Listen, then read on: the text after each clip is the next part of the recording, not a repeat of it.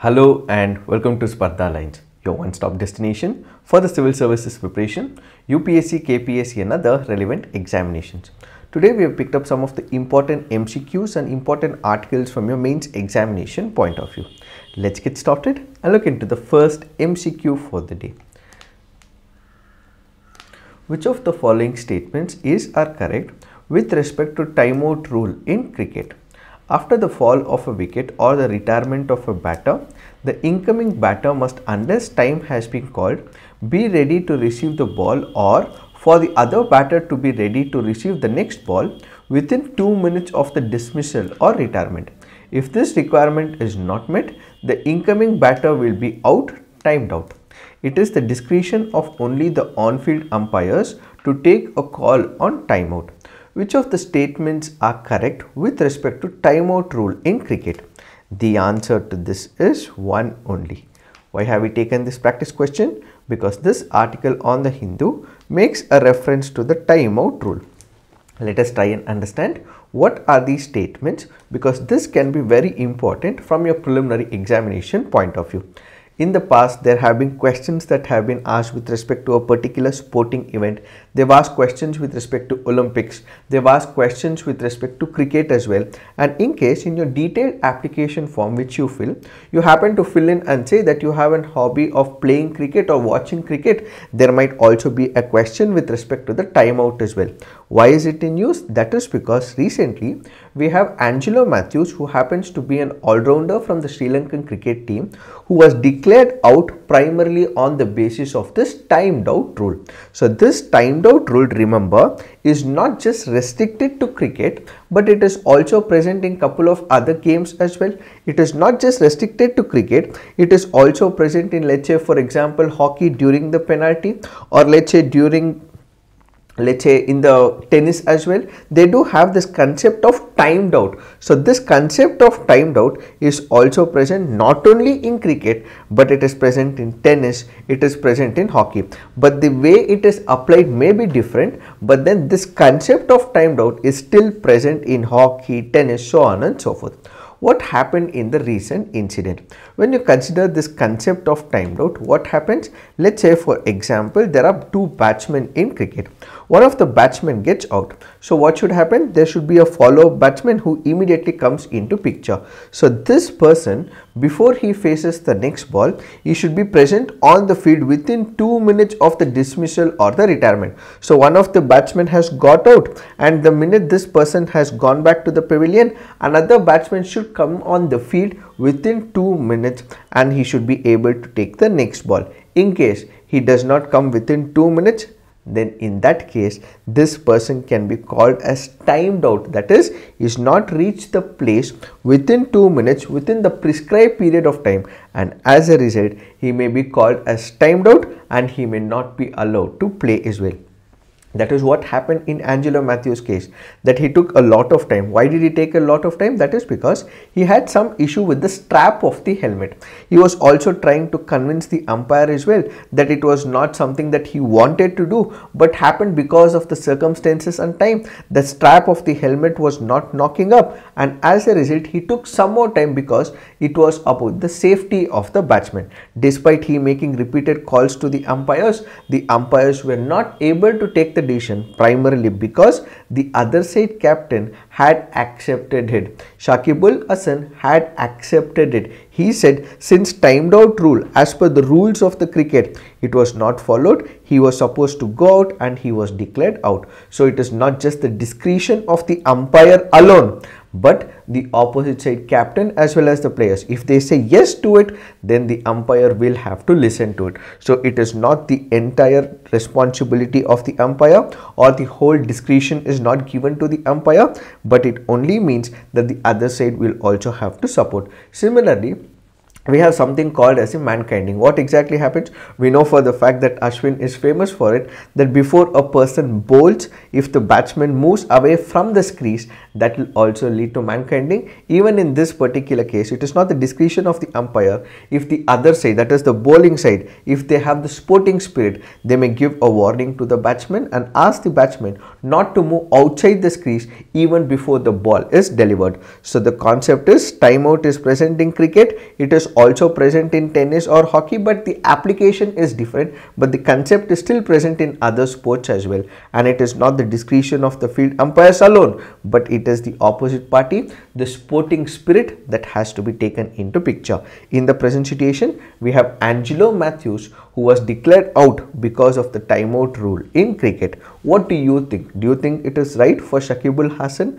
to accept this rule, and is it not violating the sporting spirit? I leave it up to you. Please put it on the comment section. Now let's look into the next practice question. Kluchevsky is one of the most active stratovolcanoes in which among the following countries? Is it in Indonesia, Japan, Philippines or Russia? The answer to this is Russia. Why have we taken this practice question? Because of the reference in this article. So Kluchevsky happens to be a volcano which is one of the highest active volcanoes in the world. Erupts in Russia's northern Kamchatka Peninsula on October 28, 2023.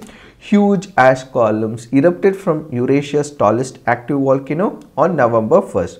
And remember, this article here is primarily focusing on Kluchevsky volcano. And where is it? This happens to be in the country of Russia, and it can be very important from your preliminary examination point of view. And this also happens to be a stratovolcano. What is the stratovolcano? Please put it on the comment section. Now let's look into the next article. This article says a verdict that hampers international law obligations. The article here is primarily speaking about the international taxation. Let me simplify this article for you. After listening to this article, you don't have to refer any other sources, or you don't have to look at any other columns, primarily from the civil services examination point of view. What is this article speaking about? The article here is speaking about the most favored nation concept. It is speaking about the preferential treatment concept. It is speaking about international tax regime. It is speaking about how international taxes have been applied retrospectively, and we will also look at some of the international obligations that India has with respect to the international taxation. Why are we discussing about it? That is because the Supreme Court recently delivered a landmark judgment in the New Delhi versus Company in Nestle SA case, where it disposed of 11 petitions involving corporations such as Nestle, which happens to be a Swiss multinational company, and Steria, which happens to be a European company. So what was present as part of this judgment? First, we have to understand some concepts. What are these concepts? One is the concept of most favored nation. The other happens to be a double taxation avoidment agreement. So what is this most favored nation? Let's say, for example, there are number of countries. For example, we have Netherlands, or for example, United Kingdom, or for example, let's say France. These countries are part of one of the groups. Let's say, for example, in this particular case, what we have is the OECD. OECD, let's take it as the example because this article speaks about the OECD. What exactly happens? Let's say there are about 10 countries. For the sake of example, there are about 10 countries in the OECD. Now, what would happen? These 10 countries are part of the OECD. What would happen under the most favored nation? Under the most favored nation, let's say, for example, these 10 countries are part of the OECD. There are some countries where I say that I am giving you a preferential treatment, and some other countries I am saying that I am not going to give preferential treatment. Can it happen under the most favored nation status? No. It means when I am part of a particular group, when I am part of an agreement, it means that you will have to ensure that all the rules and regulations and the international commitment are equally applicable to every single country. This does not mean that you give certain preferences, preferential treatment to one set of country and you do not give the same set of commitments and the same set of obligations and the same set of terms and conditions to other set of countries, which basically mean to say that in case you are providing preferential treatment to one country, you should also provide preferential treatment to another country as well. In case you are providing tax holidays to one set of countries, you should also provide tax holidays to another set of countries as well. This basically means that a country like India has an obligation that you are providing preferential treatment to 5 countries. So you also will have to provide preferential treatment to another set of countries as well. So most favored nation basically says that if you are providing preferential treatment, tax holidays, exemptions and providing many other means and measures so that you are able to have a good relationship between the countries, the same should be applied to other countries which are also part of this agreement. So you cannot favor one another when it comes to the most favored nation. So most favored nation basically means that when you apply this particular principle, that some countries will be favorable over the another. This is not applicable. All the exemptions, tax holidays or any other means and mechanisms that you are providing to one country should also be provided to another country. That is what is most favored nation. That is, you cannot favor one nation over the another. If you are providing preferential treatment to one country, please provide the same to other set of countries as well. What is this double taxation avoidance agreement? Let's say for example, I happen to be an NRI. Who is an NRI? A non-resident Indian. Where is it defined? It is defined in the Income Tax Act. Who is a non-resident Indian? Let's say for example, I am a person who has left India and I have been living in a foreign country for more than 182 days. That person will be called as a non-resident Indian. If there is a non-resident Indian, it can be a student or it can be a person who is working in another country who is a citizen of India. Now this person, what if he is a citizen of India living in United States of America? At that particular point, what if he is living in United States of America and he happens to be a citizen of India? Should he pay taxes in India as well as in United States of America? Let's say he is working in Apple or Facebook or Google, any of these countries, any of these companies in United States of America. Does this mean that he has to pay income tax in India as well? Does he have to pay income taxes and taxes in United States of America as well? In order to avoid it, in order for this particular person to avoid the taxation twice, once in India and once in United States of America, what we have is called as the double taxation avoidment agreements, which basically means there are some international commitments that countries would have entered into a treaty, and as per this treaty there are some terms and conditions that have been established, and on the basis of these terms and conditions what we have is the avoidance for the taxation of this particular person. So what if this is applied to the companies? When you apply this to the companies, again what you will at individual level, what you will have is the double taxation avoidment agreement. Similarly at the company level as well, what you also have is the bilateral investment treaties. So one country would have entered into a treaty with another country, and that is where we have the bilateral investment treaty, and we also have groups that enter into understanding with countries like India, and that is where the most favored nation status also comes into picture. What recently happened when it comes to the case that happened in New Delhi versus Nestle? In this particular case, there was a contention. What was the contention? There were 3 countries that we had to look into. One was Netherlands, France and Switzerland. The other happens to be countries like Slovenia, Colombia and Lithuania. What exactly happened in this particular case? So as we discussed, we have Netherlands, France and Switzerland. These countries, India had entered into an agreement. These countries are part of the OECD countries as well. So now whenever I am imposing a certain taxation, it means that it is equally applicable to all those countries which are part of the OECD. Which are the countries which are part of OECD? Netherlands, France and Switzerland. As per the terms and conditions that we had entered, what had happened? We would be imposing a 10% withholding tax. What is this withholding tax? So when a particular company is present, it is making a transaction if there is a profit that is generated from this particular company. So let's say for example, there is a company A, there is a company B. Now this particular company A is selling its assets to the company B. So there is a capital tax that is being imposed. So this particular company A is transferring all its assets to company B. So what should company B do? Company A is selling its capital assets. So company B will have to withhold some capital tax and then pay the remaining amount to A. So let's say, for example, hypothetically, we have company A whose assets value is about 100 crores. Now this particular company is being sold to company B.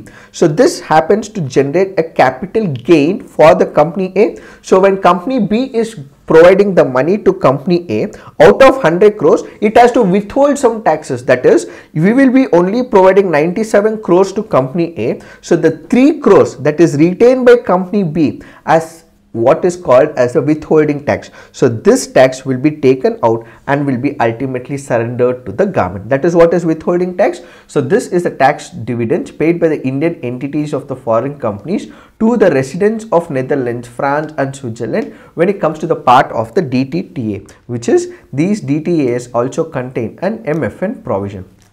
Now the point is, as per the agreement that India had entered, it will be imposing a 10% withholding tax. So we did understand the withholding tax, that is India will be withholding about 10% of the taxes for these countries. Now another question came up. India had also signed similar such agreement with Slovenia, Colombia and Lithuania. So Colombia and Slovenia, India had also entered into a DTA. But what was the withholding tax requirement? The withholding tax requirement was 5%. These three countries, when they had joined and entered into a treaty with India, the withholding tax is 5% for these countries. So, but when India had committed to this 5% tax, they were not part of the OECD. Netherlands, France and Switzerland are part of OECD. Slovenia, Colombia and Lithuania were not part of the OECD when they had entered into an agreement. So now they are part of the OECD. But India, when it was originally entered into a treaty, it was not part of the OECD. So a question came before the Delhi High Court which said, now that Slovenia, Colombia and Lithuania are imposed with 5% taxes, should they be imposing same amount of taxation even on Netherlands, France and Switzerland? Why? Because now Slovenia, Colombia and Lithuania are part of OECD. Netherlands, France and Switzerland are part of OECD. Since all these 6 countries are part of OECD, when you are providing 5% taxation to these countries like Slovenia, Colombia and Lithuania, why not provide withholding tax to Netherlands, France and Switzerland at 5%? Why is it becoming partial? Go back to most favored nation status. So if you are providing partial treatment to one country, the same should be applied to all countries. So you are providing withholding tax to these countries at 5%. Why not provide withholding tax to Netherlands, France and Switzerland even at 5%? So this was the question that was raised before the Delhi High Court. So the Delhi High Court said, yes, this is the right. This is the international obligation. So if 5% is provided to these countries like Slovenia, which are now, then equally it is applicable to other countries. So the Delhi High Court said, yes, withholding tax for all these countries, 6 countries, will be 5%. But then they go on an appeal and ultimately it comes before the Supreme Court. What does the Supreme Court say? The Supreme Court says, when India entered into a treaty with Slovenia, Colombia and Lithuania, was it part of the OECD? No, it was not part of the OECD, and as a result, the withholding tax for these countries will continue to be part of 5% bracket. But then when Netherlands, France and Switzerland are part of OECD, they will continue to be within the bracket of 10% primarily because this was designed to be so. So if Slovenia, Colombia and Lithuania, it will continue to have 5%. Why? Because when India had entered into an agreement, at that particular moment, it was only 5%. It was not part of this OECD treaty, but now they are part of the OECD treaty. So you cannot compare the terms and conditions because India had entered into this particular treaty much prior to it. So when India signed DTTA with these countries, they were not OECD members but joined the group later, and as a result, the withholding tax for Slovenia will continue to be at 5%, and for these countries it will be continuing to be at about 10%, said the Supreme Court of India. This is where the author goes on to say that these are the violation of some international commitments. What are these international commitments? The author takes into picture what is called as the dualism principle. What the author says is that we have two things in the dualism principle. One is the international law, the other is what is called as the municipal law. When you say municipal laws, this basically means that they are local laws of the country. When I say municipal laws, this is not your what we call as the corporate elections, panchayat raj elections. No, we are not speaking about those municipal laws. But when it comes to the public international law, we have something called as the international law, and when it comes to municipal laws, it basically emphasizes the fact that it is domestic law. So we have international law that are defined under the international terms and conditions. When we say municipal laws, these are nothing but the domestic laws. These are nothing but the local laws of the country. So what does this article say? This article currently goes on to say that we have the international law, that is we have entered into certain terms and conditions, and we also have the international law. For example, the United Nations Charter is an international law, or for example the Civil and Political Rights Charter we have, that is an international law. So what does this article say? The Supreme Court took an interpretation to say, to give effect to the MFN's provision in the DTTA, notification under section 90 of the Income Tax Act is necessary and mandatory. We have an international law. To give rise to this international law, what we also require is a domestic law as well. So there is an international law. To give you further examples, let's say for example we have the NDPS Act, or let's say for example we have the National Human Rights Commission as well. So at the international quarters, what we had was laws with respect to prevention of the transfer of the drugs. So in order to prevent the transfer of drugs world over, there was an international law. What did India do? India came up with the NDPS Act. Similarly, we have the Charter of the Civil and Political Rights at the international level.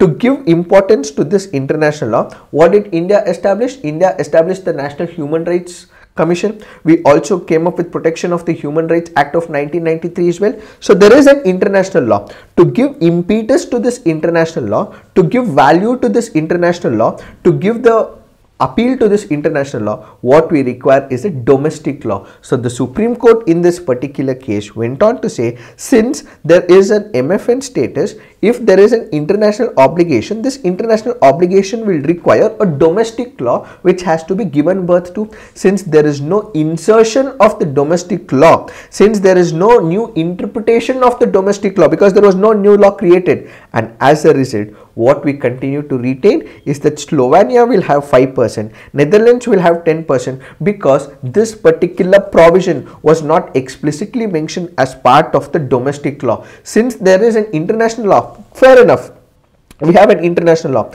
but we do not have a domestic law for the same. Since we do not have a domestic law for the same, what we have is international law will not hold at the domestic level, which means to say at the municipal level, at the national level, says the Supreme Court of India. So the doctrine of dualism is where international law is not enforceable domestically till it is transformed into the municipal laws. As I gave you an example, there were laws with respect to drug control in as an international law, but that does not mean it is directly applicable to the Indian laws. So what we came up with is the NDPS Act. Similarly, what we have is the Charter of the Civil and Political Rights. It is just not applicable directly, and we have what is called as the Protection of the Human Rights Act, and we also have the National Human Rights Commission to give appeal. And to the imprint of the international law, what we have is a substantial domestic law. Since we do not have it, that is why this is not applicable. 5% will continue to be for Slovenia, so on and so forth,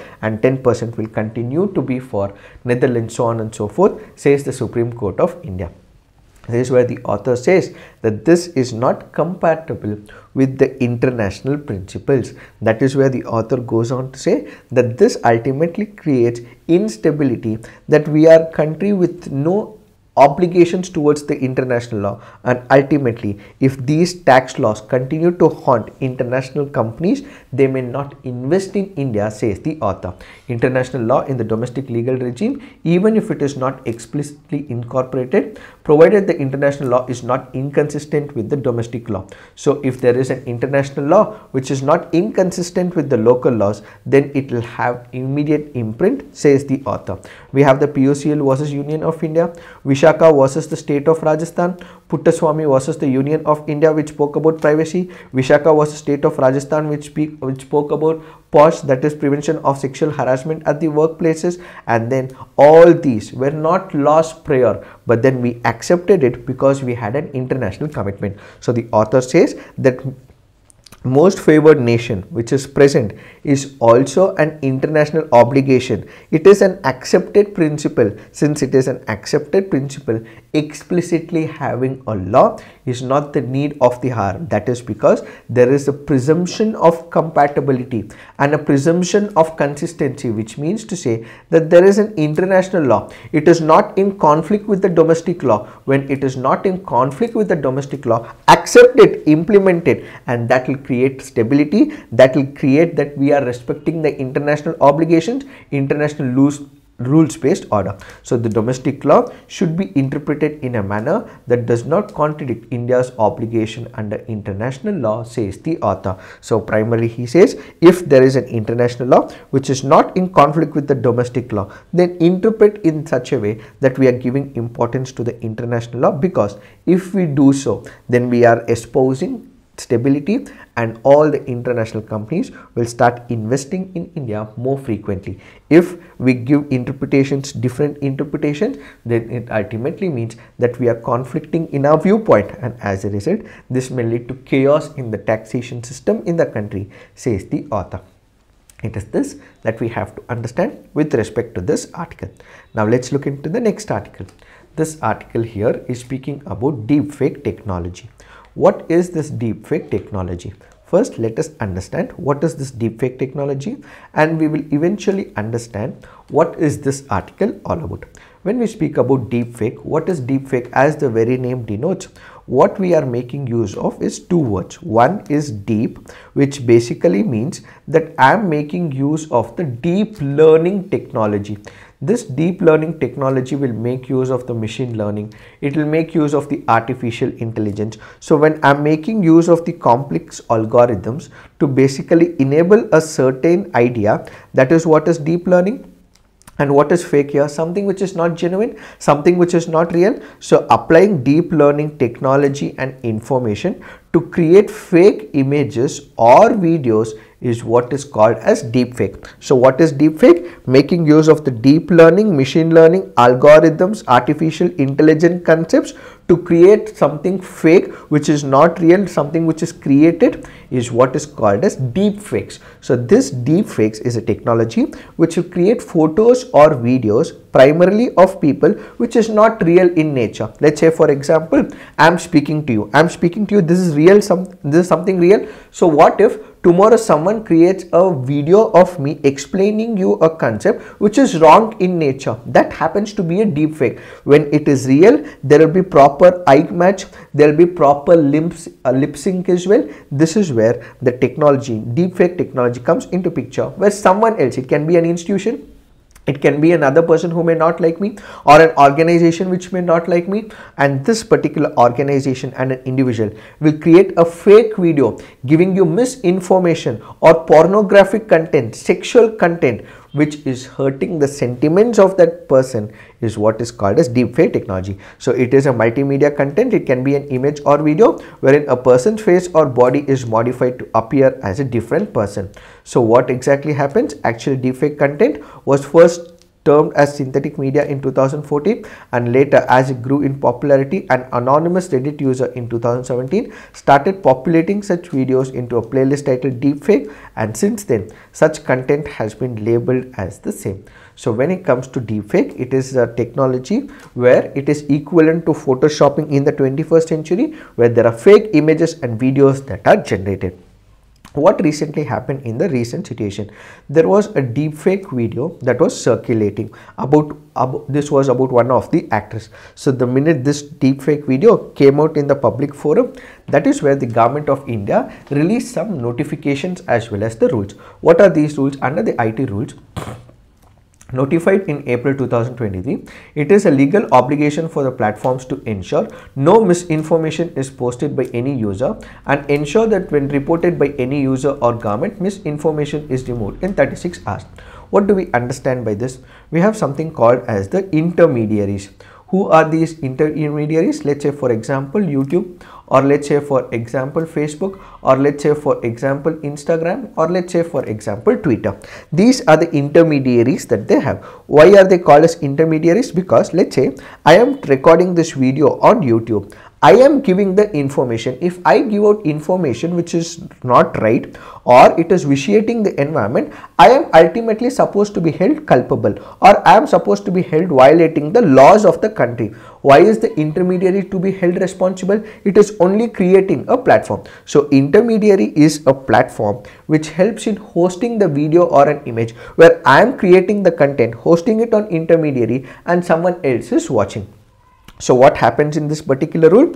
In case, let's say there is a person who is uploading a pornographic image or a deepfake video or a sexual content on YouTube, or for example on Facebook or Instagram, in case I upload it or someone else upload it and it is hurting the sentiments of another person, so that victim will immediately report to YouTube, Facebook or Instagram in that particular case, and the minute this grievance is put out before that particular intermediary, they have to remove it within 36 hours. So I make a submission before the intermediary looks into that particular content, and if it is hurting my sentiments and it happens to be a deepfake technology or a Photoshop, in that case they have to remove it within 36 hours.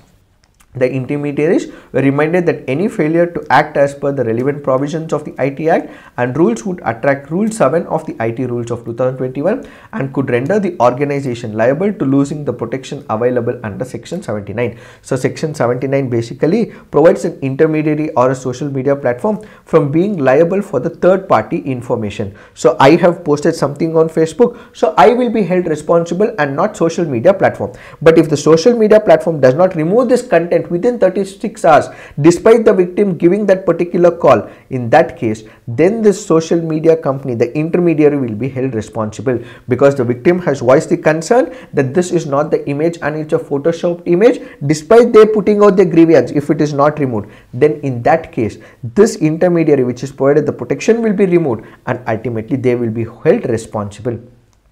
And how does this whole deepfake technology work? This is achieved through a process known as generative adversarial networks, where two machine learning models work in tandem, one to create the forgeries, the other to detect them. So how do we identify whether it is a deepfake technology or not? What we have to do is look at a couple of things as well. For example, through the latest advancements in the generative artificial intelligence have improved the quality of deepfakes. Keep a close eye on the start of the video. That is, we have some deepfake technology where there will be eyelid movement which is different. Then there is lip sync issues as well, body posture issues as well. Always check for the source of the video, and there are a couple of softwares and websites which will also determine whether it is deepfake or not. For example, Sentinel, VVerify, Reality Defender, NewsGuard, so on and so forth. This will ultimately say whether it is a deepfake video or not. And now, if there is a person who has committed this offense, what is the punishment that could happen? This is where he has violated Section 66D of the Information Technology Act, which is about impersonation. What is impersonation? Impersonation is a concept where someone else is acting as someone else. For example, there is an actress, let's say for example actress A.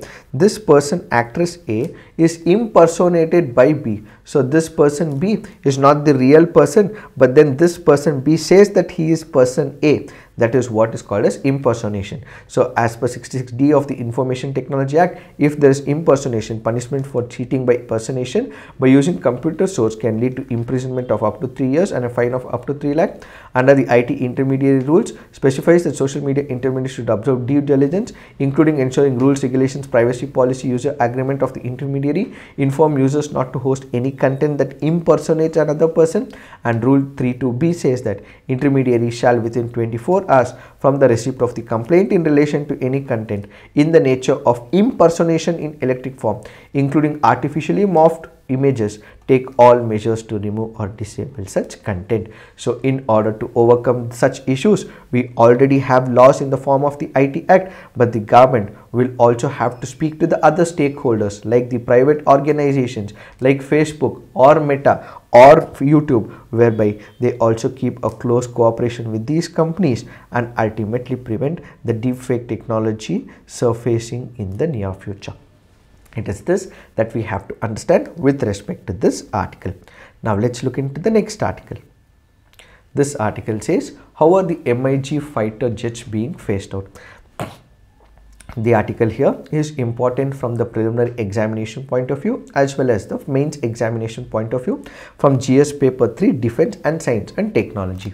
What is this article speaking about? On October 31, MiG-21 fighter jets of the number 4 Squadron Orioles of the Indian Air Force flew last time over Uttarlai in Rajasthan. So the MiG-21 was first present in 1966 and is now being re-equipped with Sukhoi 30 MKI. The IAF is now having at least 31 squadrons as against the sanctioned strength of 42. What role did MiG-21 play? The MiG-21 was first supersonic fighter. So remember, it was the first supersonic fighter in service of the Indian Air Force, first inducted in the year 1963 and has participated in all the major conflicts that India has won since 1963.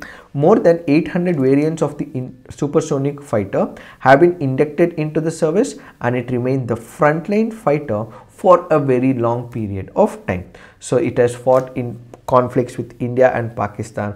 It has taken it was also part of number of wars as well. We were able to bring massive casualties on the opposite side, and that was how this MiG-21 fighter jets have been employed since 1963.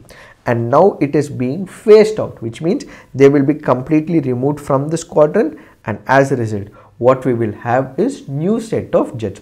So what are the new set of jets? One, what we will have is the LCA Tejas, which happen to be light combat aerial vehicle.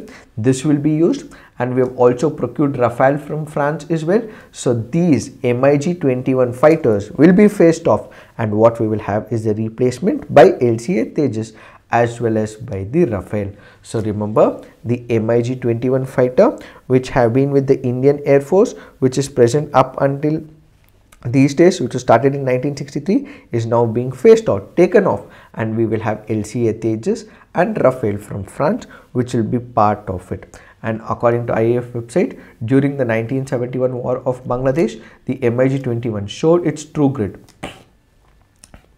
and it was also part of the 1999 Kargil warfare as well, and it has been part of number of warfares and has helped India, is what we have to understand with this article.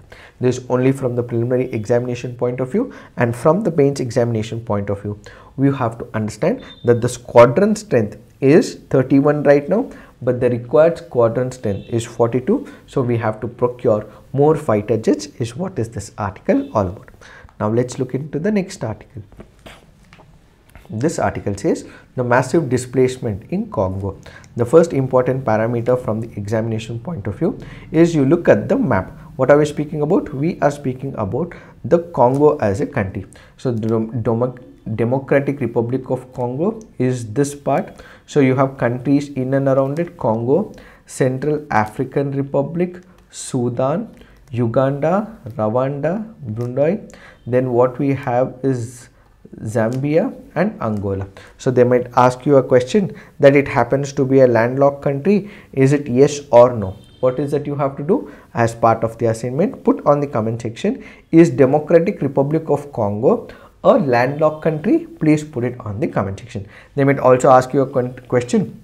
Which are the countries in and around Uganda? Which are the countries in and around Democratic Republic of Congo? They might ask you, is it Uganda? Is it Tanzania? Is it Angola? So you should have an idea about it.